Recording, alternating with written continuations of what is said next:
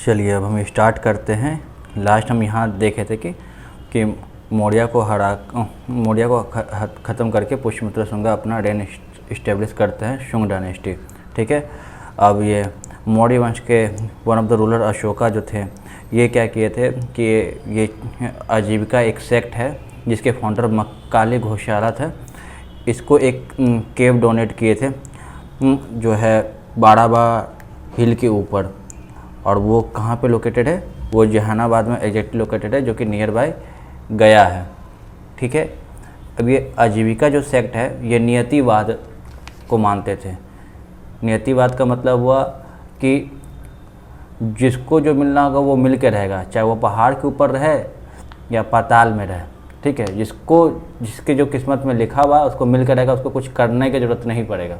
तो आजीविका सेक्ट इस बिलीफ को लेकर चलते थे, नियतिवाद को। ठीक है, और इसके फाउंडर थे घोषाला। इसको ऐसे याद कर सकते हैं जैसे आजीविका सेक्ट जो है ए से शुरू होता है, तो अशोका भी ए से शुरू होता था। ए टू ए को ट्रांसफ़र किए, और जो है घोषाला जो थे वो लोगों से आइसोलेट होकर के किसी एक कोने पे रहते थे, केव में रहते थे। तो जिस तरह से चिड़िया हम लोगों से दूर एक घोंसला बनाकर रहती है, उसी तरीके से आजीविका के जो फाउंडर थे घोषाला लोगों से दूर एक केव में जाकर रहते थे, ऐसे याद कर सकते हैं। ठीक है, फिर आता है टोल्काप्पियम। ये क्या है, ये अर्लीस्ट तमिल लिटरेचर है। टी से टोल्काप्पियम, टी से तमिल लिटरेचर, और ये नाम से ही पता चलता है कुछ साउथ इंडियन नाम है, ऐसे हम याद कर सकते हैं। इस वाले नोट में वो वही सारे फैक्ट लिखे हुए हैं जो ऑलरेडी एग्ज़ाम में आ चुके हैं। बीपीएससी में नहीं, अगर यूपीएससी में भी और दूसरे स्टेट पीसीएस में भी आ चुके हैं, वो सारे भी पॉइंट इसमें लिखे हुए हैं। तो ये सारा पॉइंट जो है इम्पोर्टेंट हो जाता है। जो विशक दत्ता थे, ये क्या कहते हैं, ये 2 बुक को लिखे थे, मुद्ररक्षम और देवी चंद्रगुप्तम। ठीक है, ये विशक दत्ता। ठीक है, ये विशक दत्ता जो है मुद्ररक्षा और देवी चंद्रगुप्तम लिखे थे। तो ये इम्पोर्टेंट है, ये बहुत बार पूछा गया है, तो ये याद रखना है। अब ये समुद्रगुप्त जो है अश्वमेध यज्ञ करवाए थे, ये याद रखना है। और इनको इंडियन नेपोलियन की संज्ञा दी गई थी, और इन्हीं के कोर्ट में हरिसेन नामक पोएट थे। ये जो है संस्कृत में इलाहाबाद पिलर के ऊपर समुद्रगुप्ता के ऊपर कुछ लाइन लिखे हुए थे। ये चीज़ एग्ज़ाम में पूछता है कि इलाहाबाद पिलर जो है किसके रेन में इस्टेब्लिश किया गया था। ठीक है, और ये जो है समुद्रगुप्त के रेन में इलाहाबाद पिलर को इस्टेब्लिश किया गया था। और जो हरिसेन जो है इसके ऊपर जो पोयम लिखे थे इलाहाबाद पिलर के ऊपर, वो संस्कृत भाषा में लिखे थे, ये भी पूछा जा चुका है। और ये हरिसेन के द्वारा लिखा गया था, ये भी इम्पोर्टेंट है। ठीक है, और इंडियन नेपोलियन की संज्ञा समुद्रगुप्त को दिया गया था, ये भी इम्पोर्टेंट है। ये जिस तरह से नेपोलियन अपने साम्राज्य को बढ़ाता था, उसी तरह समुद्रगुप्त जो है अपने साम्राज्य को बढ़ा रहे थे। तो इस तरह से इंडियन नेपोलियन की संज्ञा इनको दिया गया है। ठीक है, और ये समुद्रगुप्त खुद एक पोएट थे, इनको वीणा बजाना अच्छा लगता था। तो उस समय एक कॉइन लागू किए थे जिसके ऊपर ये जो है वीणा बजाते हुए दिखते हैं। तो ये एक पॉइंट इम्पोर्टेंट है कि ये वीणा वादक भी थे। फिर इनके बाद आते हैं, समुद्रगुप्त के बाद आते हैं चंद्रगुप्ता II। ठीक है, ये बहुत फेमस रूलर होता है चंद्रगुप्ता II। ये फिर मेहरौली पिलर जो है दिल्ली में उसको इस्टेब्लिश करते हैं। ठीक है, और ये जो है मिलिट्री जीनियस होते हैं, ये भी अपने रेन को मजबूत करते हैं और एक्सपेंड करते हैं। और इसी के रेन में फायान जो है विजिट करते हैं। तो ये फायान कौन था, फायान चाइनीज ट्रैवलर थे। ठीक है, तो ये सवाल पूछता है कि कौन से ट्रैवलर किसके रेन में मौजूद थे। अब जैसे कि फायान देगा तो इसके साथ हुएन सांग भी दे सकता है। तो हुएन सांग का हम लोग इसके पहले वाले वीडियो में देख चुके थे कि H for Hiuen Tsang, H for Harshvardhan, तो वो हर्षवर्धन के रेन में आए थे। और ये हर्षवर्धन के पहले आए गुप्ता का रेन था, तो ये चंद्रगुप्त जो टू है के रेन में फायान आए थे। ठीक है, तो ये आ जाता है कि फायान हुएनसांग से पहले आए थे। और ऐसे भी है कि H के पहले F आता है अल्फ़ाबेटिकली, तो फायान पहले आते हैं। और फायान किसके समय में आते हैं? चंद्रगुप्त टू के समय में आते हैं। ठीक है, और ये चंद्रगुप्त टू जो है पेट्रोनाइज करते हैं किसको? कालिदास को करते हैं। ठीक है, ऐसे बहुतों को पेट्रोनाइज करते हैं, उसमें से एक मुख्य है कालिदास को पेट्रोनाइज करते हैं। ये इसी के ही रेन में रहते हैं कालिदास। तो ये इनका बहुत सारा लिटरेचर है, जैसे ऋतु संहारा है, मेघदूत है, अभिज्ञान शकुंतलम है, मल्लविका अग्निमित्र है, कुमार संभवा है, रघुवंशा है। तो ये सारा पॉइंट हमें याद रहना चाहिए कि इनका कौन कौन सा लिटरेचर है। जैसे अभिज्ञान शकुंतलम इनका बहुत ज़्यादा फेमस है। ठीक है, मेघदूत है, ये सब है।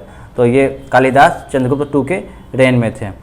और फिर गुप्ता एम्पायर में फिर एक आते हैं रूलर कुमार गुप्ता वन। ठीक है, ये बहुत फेमस रूलर में से एक है, क्योंकि इन्हीं के द्वारा जो है नालंदा यूनिवर्सिटी को इस्टेब्लिश किया गया था। यही नालंदा यूनिवर्सिटी को की नींव रखे थे। और हर्षवर्धन जो है इसके जो फिर बाद में जो हर्षवर्धन का जो रेन आता है 606 AD से लेकर के 647 AD तक, तो वो क्या करते हैं? नालंदा यूनिवर्सिटी को पेट्रोनाइज करते हैं। ठीक है, उनको पैसा देते हैं कि ये नालंदा यूनिवर्सिटी और भी मजबूत हो सके। ठीक है, लेकिन इनका जो फाउंडर है वो कुमार गुप्ता वन है, ये बहुत इंपॉर्टेंट है।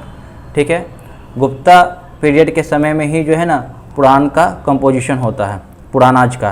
तो ये इंपॉर्टेंट फैक्ट है। पुराणाज कब कंपोजिशन होता है? गुप्ता के पीरियड में होता है। तो वेद जो है हम लोग तो देखें कि वेद का कंपोजिशन वो वैदिक पीरियड में हुआ था। तो वेद जो है पुराना, मतलब कि ओल्डर देन पुराणाज है। ठीक है, पुराणाज का कंपोजिशन गुप्ता के पीरियड में होता है।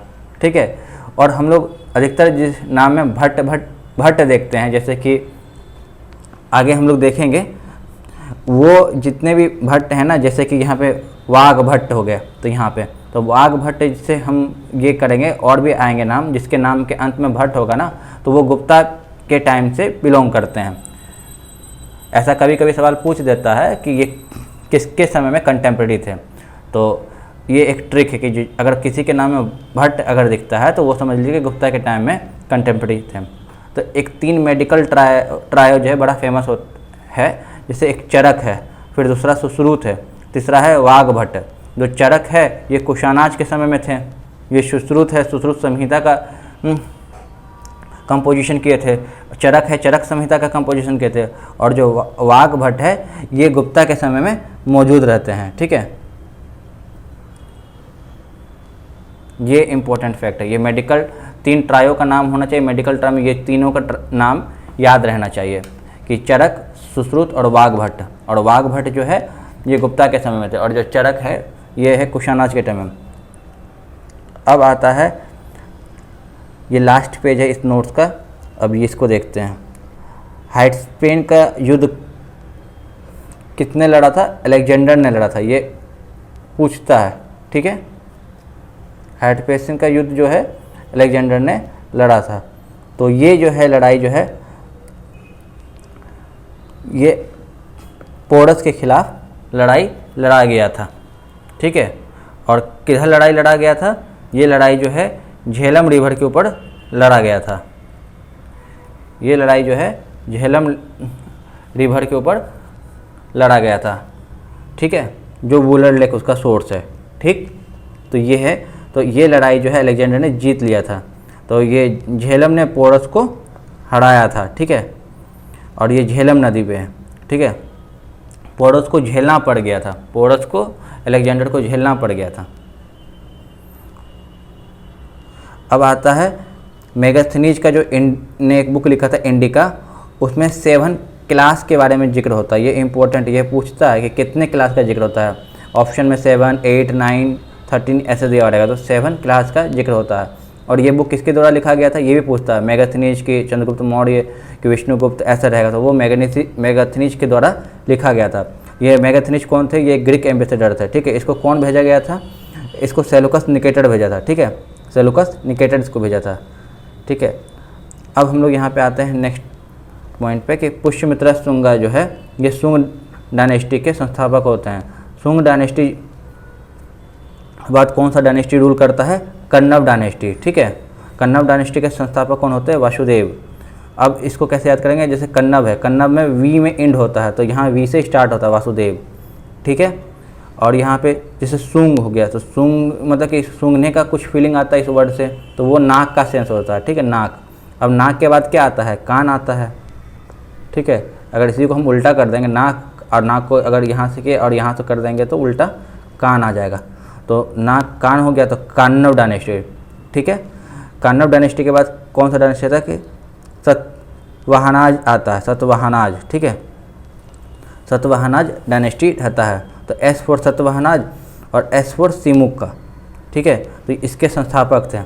ठीक है, अब नाक से स्मेल करेगा, कान से सुनेगा, तो फिर क्या होगा? सत को प्राप्त होगा। ऐसे एक ट्रिक से याद कर सकते हैं सतवाहनाज। ठीक है, सतवाहनाज के बाद आता है गुप्ता डायनेस्टी। ये क्रोनोलॉजी याद रहना चाहिए। हम लोग इसके पहले भी एक जो है क्रोनोलॉजी देखे थे, जिसमें कि सबसे पहले कौन सा डायनेस्टी आता है? हरण्यक डायनेस्टी आता है। ठीक है, फिर उसके बाद आता है कि नाग डायनेस्टी आता है, शिशुनाग उसके संस्थापक होते हैं। जैसे हरि हो गया, हरि क्या करते हैं? वो नाग के पास जाते हैं, ऐसा। उसके बाद फिर ऐसे करते हुए जैसे नंद डायनेस्टी आता है, फिर नंद के जो संस्थापक होते हैं महापद्मानंद होते हैं। फिर नंद के बाद आता है मौर्य डायनेस्टी, मौर्य डायनेस्टी के चंद्रगुप्त मौर्य होते हैं।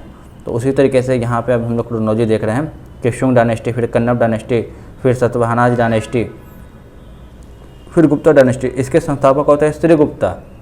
ठीक है, लेकिन इसके बाद आते हैं फिर चंद्रगुप्त टू होते हैं। ठीक है, ये गुप्ता डायनेस्टी को सबसे ज़्यादा स्ट्रॉन्ग करते हैं। और ये क्या करते हैं? लिच्छवी से एक किंगडम होता है, उसी के ही पुत्री से शादी कर लेते हैं। ठीक है, और फिर जो है एक इनका बेटा जो होता है समुद्रगुप्त होता है इन दोनों का, तो उनको लिच्छवी सन से जाना जाता है, समुद्रगुप्त। ठीक है, और समुद्रगुप्त के बारे में हम पहले ही पढ़ चुके हैं। फिर इनका बेटा होता है चंद्रगुप्त टू, समुद्रगुप्त का बेटा। ठीक है, रामगुप्त भी आता है और चंद्रगुप्त आता है। रामगुप्त जो है बड़ा भाई होता है, चंद्रगुप्त टू जो है छोटा होता है। तो रामगुप्त जो है का रेन बहुत छोटे समय के लिए होता है, तो हम चंद्रगुप्त टू को लेके चलते हैं। चंद्रगुप्त टू जो है इसको विक्रमादित्य भी कहते हैं। क्यों करते हैं? क्योंकि ये साकाज को हराए थे। ये बहुत इंपॉर्टेंट फैक्ट है, बीपीएससी या और दूसरे पीसीएस भी इसको पूछ चुके हैं कि किसने साकाज को हराया था। तो चंद्रगुप्त टू ने हराया था, और तभी से इनका नाम जो है विक्रमागुप्त पड़ गया था।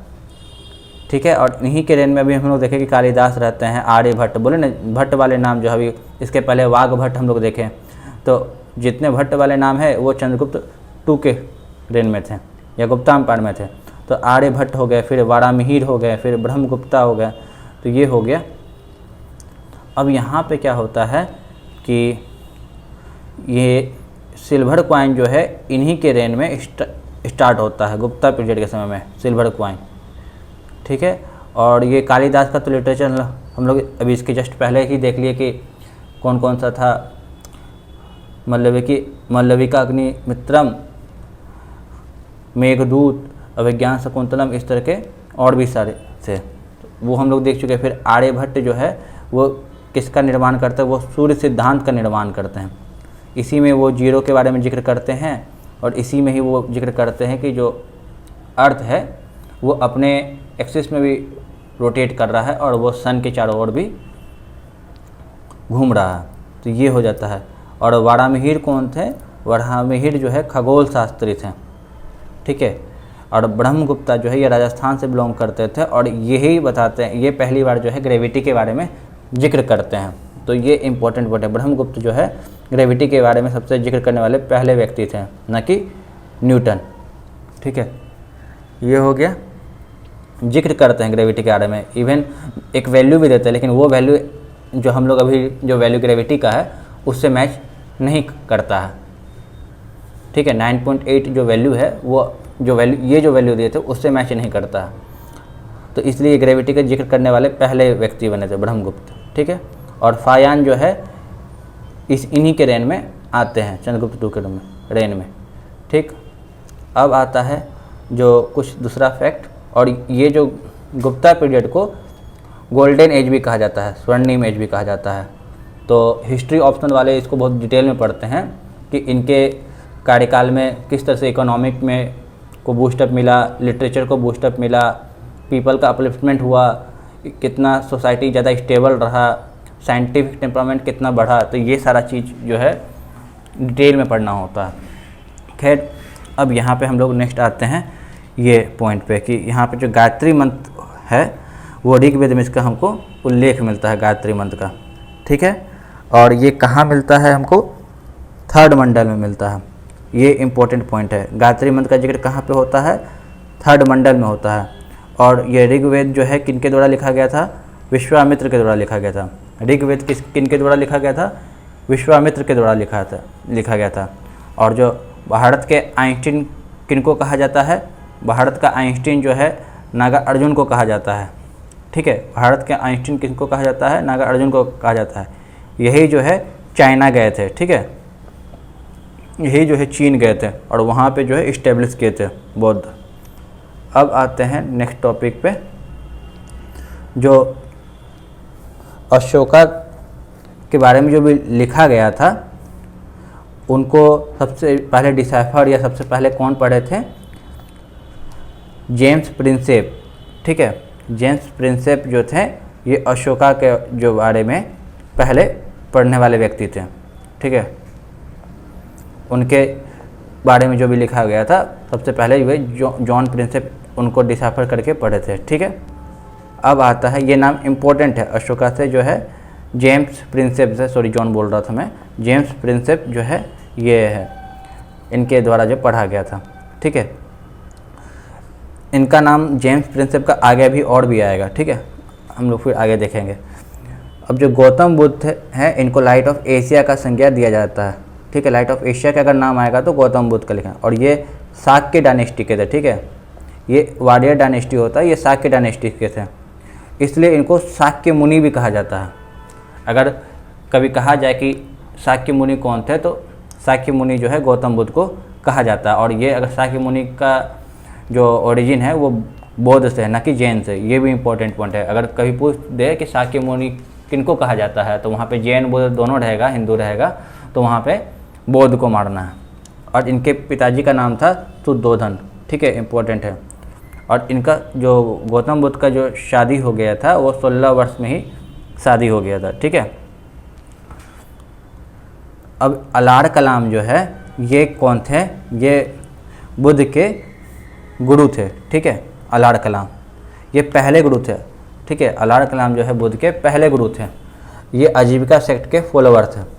ठीक है, उसके बाद फिर ये गुरु बनाते हैं, वो बाद में हम लोग देखेंगे। फिर जो अब ये वो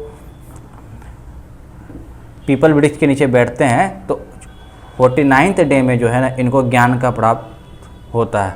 49th डे, तो ये भी इम्पोर्टेंट है, 49th डे, 49वां दिन में। ठीक है, और इनके पहले गुरु का नाम है अलार कलाम। ठीक, अब बुद्ध को ने सबसे ज़्यादा उपदेश कहाँ दिया था? ये श्रावस्ती में दिया था।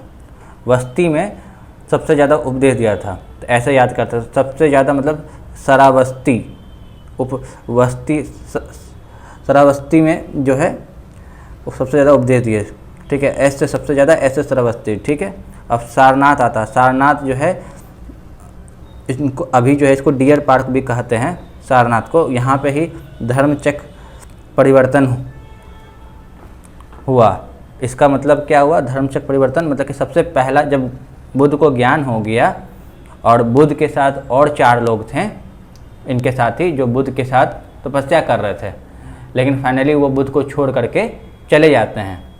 तो और जब बुद्ध को जब ज्ञान होता है तो वो इनके जो 4 साथी होते हैं वो सारनाथ में उनसे मुलाकात होती है और वो लोग वो चारों को बैठा करके बुद्ध अपने ज्ञान को बताते हैं। तो इसी इवेंट को धर्मचक्र परिवर्तन कहा जाता है। धर्मचक्र परिवर्तन इसी इवेंट को कहता है। तो ये सारनाथ हो गया। ठीक है, ये यूपी में है सारनाथ। ठीक हो गया। और कुशीनगर में सबसे लास्ट उपदेश दिए थे। हम लोग पहले ही पढ़े थे कि मृत्यु पाकर वो खुश हो गए थे, तो कुशीनगर में लास्ट उपदेश दिए थे। अब यहाँ